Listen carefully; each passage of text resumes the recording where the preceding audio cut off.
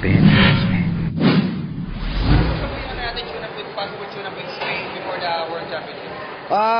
Wala pa, hindi pa natin ma-finalize kasi kailangan pa namin umupo ni Commissioner Salud para ma-finalize yung schedule ng PBA, and then from that magagawa yung schedule ng Gilas. Wala pa. After this, sa Sunday pupunta yung board sa Australia for the regular meeting. I would think pagkabalik na. Pero kung kayo, hinihingi mo wala 3 months sa preparation?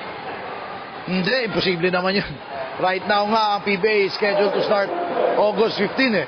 Wala akong hinihingi.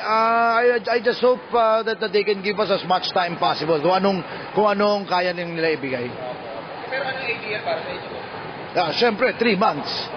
But, malabo naman yun dahil compressed na nga yung PBA schedule ngayon as it is. Player school boss, paano po yun? Madadadalan mo ba o status ko na lang?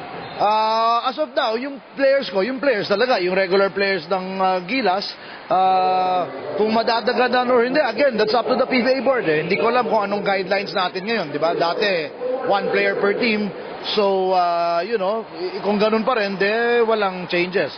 But if they tell me differently, then tsaka ako pag-iisipan. Pero kung sinabi ng PBA boss na anong gusto mo mag-aaralan namin, ano po yun? Siyempre, gusto ko freehand. That's it. Freehand means freehand.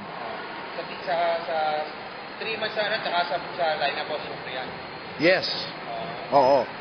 Yun ang kailangan. About sa spring boss, anong sabi nila? Nakausap ni Rocco, sabi ko. Madami na ako nakausap, mga kalaban na team, pero hindi nga ako makapagsaray kasi hindi ko alam kung kailan tayo makakalis, kailan makakapunta doon. So hindi ako makasagot ng husto. So meron yung bubalak kung silang kausapin? After makausap nga si Commissioner, PBA. So meron po yun? After Australia nga, ano ka ba tinanong mo na sa akin yun? Isa na boss, ano mga team na yung posible natin yung mga Marami. Spain, Argentina, Dominican Republic, Angola, marami. But I don't want to move forward until may final schedule. Kakahiya naman, makikipag-usap tayo sa kanila. Tayo mismo, hindi natin sigurado. Boss, kasi sa scouting ninyo, may tinatanong ba tayo? Kasi sabi ni Boss MVP, hindi tayo pupunta raw para mag-turista. We have to... Siyempre, lalaban talaga tayo. Napakahirap, ang lalakas ng kalaban. Pero alam mo naman yung team natin, matigas ang ulo eh. Maski dapat talo na, ayaw naman nagpapatalo ng team natin. So, lalaban lang tayo na lalaban.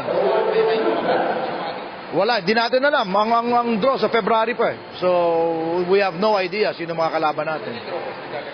Hindi ko rin alam. Wala pa announcement. Naturalize pa, major po, pinapaayos sa raw po ni Boss MVP.